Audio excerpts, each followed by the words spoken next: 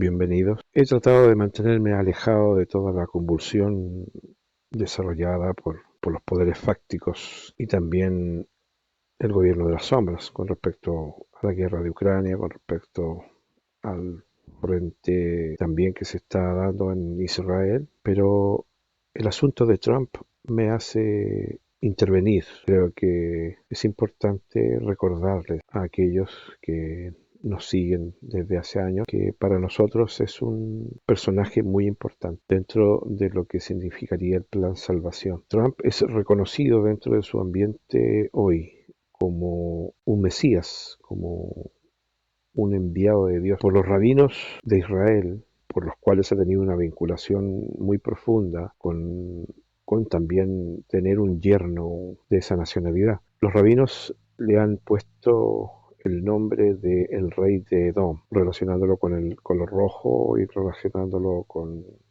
su actitud.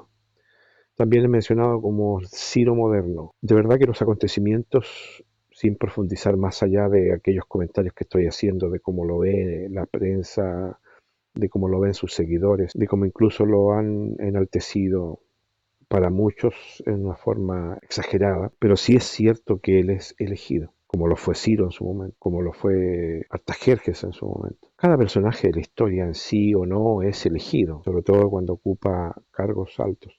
Más aún un hombre que va a tener una intervención preponderante en el plan final, en el desarrollo profético de la humanidad. La razón de tocar este tema es por el atentado que sufrió hace pocos días y que es evidente, sin entrar a polemizar, que como en muchos otros casos, el servicio secreto que está politizado también, que está cueteado también, que está maleado también por ideologías, por corrupción y por muchos otros aspectos, dejaron que sucediera sin mayores análisis.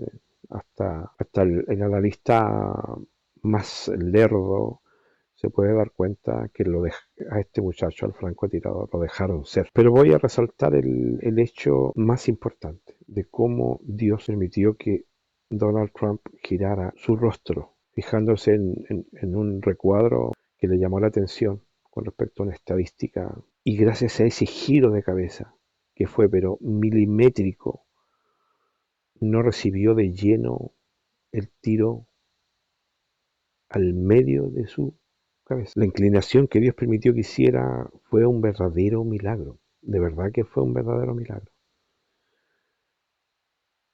Cuando él está postrado en el suelo, creo que él nació nuevamente. Y si ustedes se dan cuenta y son un poco analistas en cuanto al fisonomismo, todavía antes del atentado, Trump tenía ese toque soberbio, ese toque voluptuoso, vanidoso, altivo, pero ya en la convención su rostro dibuja que él está ahí porque Dios lo permitió, porque Dios así lo quiere. Ahora, hay que agregar otro detalle importante que es en el milagro. Hay un hombre que anunció este acontecimiento en el mes de abril, porque Dios le entregó la visión de cómo iban a suceder los acontecimientos. Y le agregó dos mensajes más, que era que él sabe que va a salir elegido Donald Trump, y es casi evidente, porque Dios lo está protegiendo, y ya lo mostró que Dios lo está protegiendo, porque las fuerzas del mal están, pero es una verdadera jauría de lobos que pretenden atacar a este hombre. Dos cosas pueden sacarse en conclusión para continuar con el tema: que la elección de Dios no contempla ni cualidades morales, ni cualidades intelectuales, sino que elige y toma a sus elegidos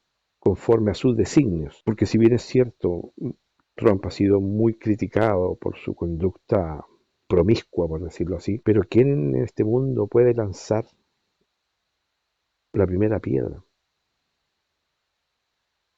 Dios no lo necesita para que sea un baluarte moral. Dios lo necesita para cumplir un propósito. Y también quizás debemos cuidarnos de no endiosarlo. Él es un elegido y lo celebro. Él va a ser un aporte importante en el establecimiento del tercer templo y lo alabo y me alegro. Pero en ningún momento lo pondré a nivel mesiánico. Lo respeto, mis mejores bendiciones para él, mi mejor cariño para él, porque ser un instrumento de Dios es muy, muy potente, magníficamente grande, y, y, y tiene un valor espiritual supremo. Saber que estás protegido por ángeles, saber que Dios está sobre tu cabeza. Y ese quiebre en la vida de Trump es como vivir con tiempo prestado. Y él lo sabe. Eso le va a dar mayor ímpetu en cumplir la misión que él tiene.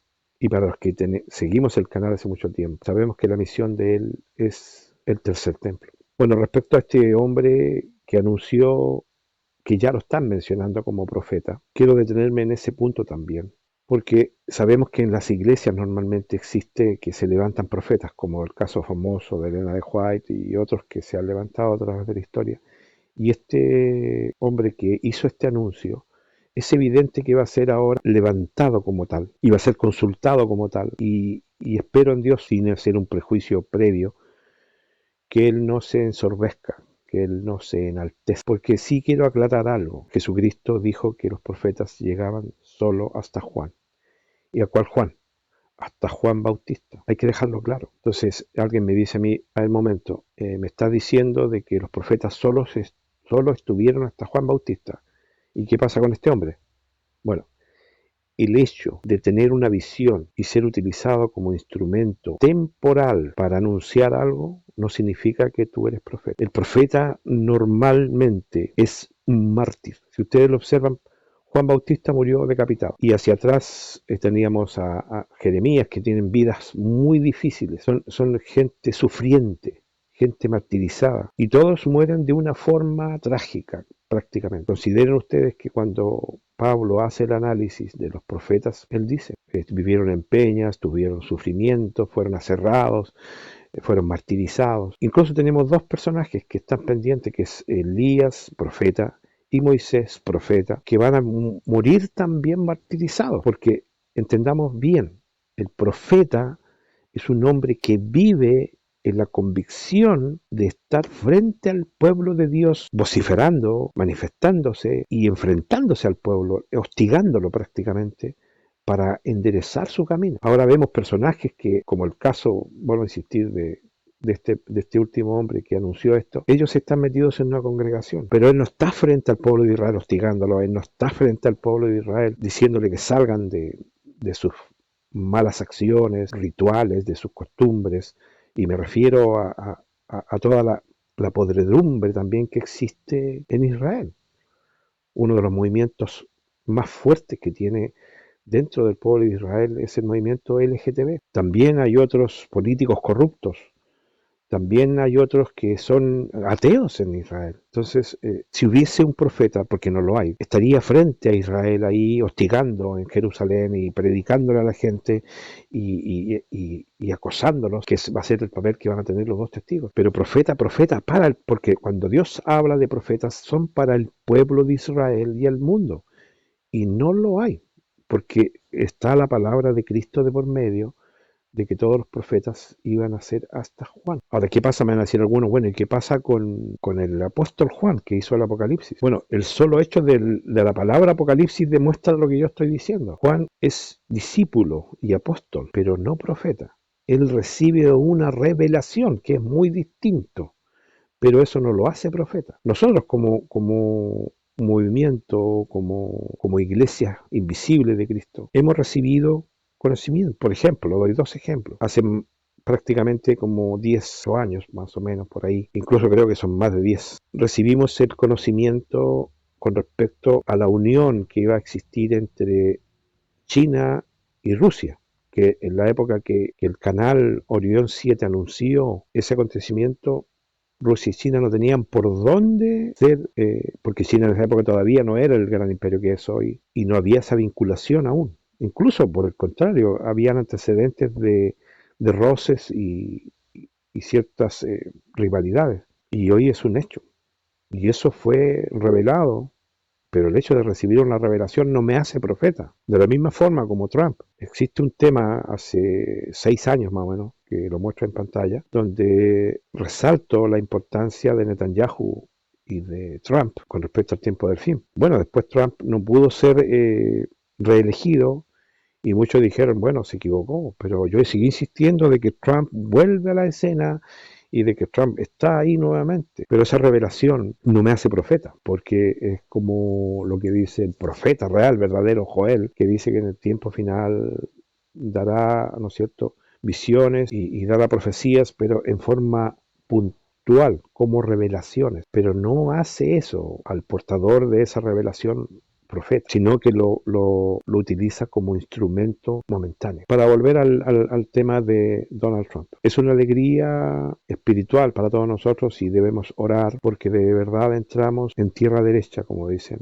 los que saben de la hípica, y entramos a la parte final de la historia. Es el momento de ponernos a cuenta con nuestro Creador. Es el momento de hacer análisis profundos y limpiar nuestra alma de toda circunstancia negativa. El rasgo de mirarse hacia el interior es importante. El análisis personal, la evaluación personal, mirarse en ese espejo que es comparativamente con Cristo. Eso es lo importante en este momento. Orar mucho, esperar ya, poner el, como dice, el hombro para recibir la ola, muy evidente que ya el tiempo se nos vino encima. Vienen oscuros momentos a la historia humana, pero aún así, los que somos verdaderos seguidores del plan salvación de Dios, podemos dar gracias de poder ver lo que estamos viendo, de poder sentir lo que estamos sintiendo, porque muchos de los primitivos miembros de la iglesia hubiesen querido estar presenciando lo que presenciamos, y esa es la frase de Cristo, que los postreros serían los primeros y los primeros serían los postreros, que tenemos acceso a más conocimiento,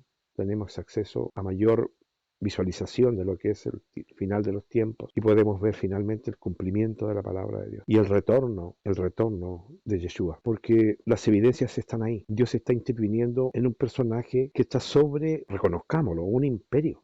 Decadente o no, pero es un imperio. Y él será el hombre que pondrá la última piedra en ese muro para pavimentar el camino hacia dos acontecimientos que van a ser importantes, y si no muchos más, porque es una llave que es una verdadera caja de Pandora. Los que ya hemos estudiado saben perfectamente que cuando Donald Trump avale y autorice prácticamente la construcción del tercer templo, será como abrir la caja de Pandora. Entramos ahí de frente a lo que es la gran tribulación, entramos de frente a un sinfín de demonios azotando este mundo. Eso, por supuesto, a muchos les da miedo, les da terror, pero como cristianos, en la gran tribulación nos debe dar gozo y alegría. Para los que son llevados a la sustentación, será igual un gran gozo. Para los que se tienen que quedar para todavía limar sus callosidades espirituales, también debe ser una alegría, porque serán también sustentados en una forma más simbólica espiritualmente. Sobre ellos será derramado un espíritu que le dará la fortaleza para resistir toda la gran barbaridad que se levanta después de ese acontecimiento. Alabado sea Dios, ha mostrado su misericordia, ha mostrado su poder, ha tocado a un hombre importante dentro de la historia. Bendiciones para él, oraciones para él, y alegrémonos que no estamos solos, porque hasta el más ateo está ocupando la frase de que lo que sucedió con él fue un milagro. Bendiciones, y esa es nuestra posición respecto a lo acontecido con Donald Trump. Será hasta la próxima y bendiciones para mis hermanos.